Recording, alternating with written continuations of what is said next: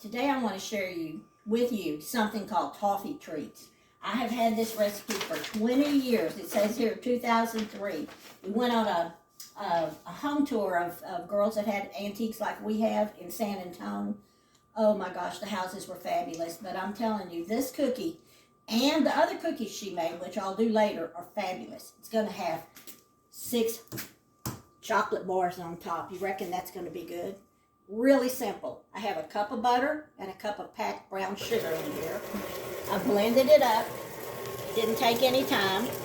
I'm going to add 1 egg yolk. Come on. I'm going to add a teaspoon of vanilla. Go. I'm telling you, these cookies were so good. Annie and I sat in that kitchen and ate those cookies. The rest of the girls didn't get many. The house was wonderful, and it was Betsy Gordon's house, so let me give her a little shout out for that. Okay, now I'm going to put 2 cups of flour that have a teaspoon of salt in it. I'm going to do it gradually. I have another toffee cookie that I haven't made for you that I'm going to make, and it's pretty close to this. You know, those shortbread cookies don't have much in them. Okay, I'm doing this slowly, which I'm not good at. I love to go fast. Okay, let's put it all in here. Okay. It's going to come together pretty quick. As you can see, show them at me, this has already come together. Right there. Okay, now I'm going to press this in a 9x13 pan.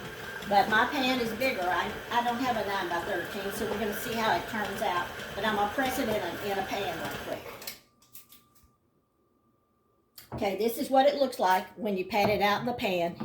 It covered this pan good, so I think we're going to be okay with our cookies, even though these are going to be probably a little thinner than they were originally.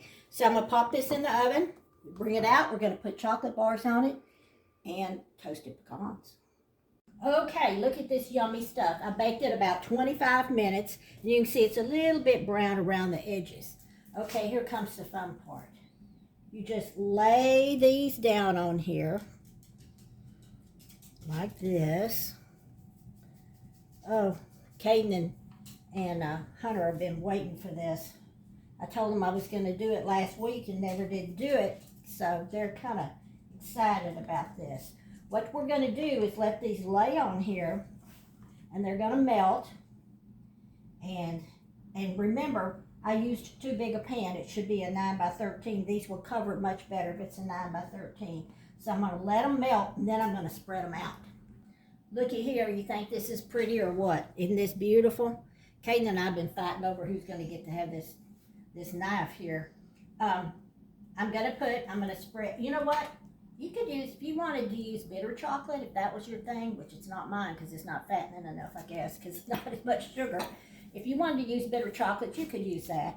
Now this is 3/4 cup of toasted pecans. Do toast your pecans. I toast all my nuts for everything because it just gives them such a good snap and so good.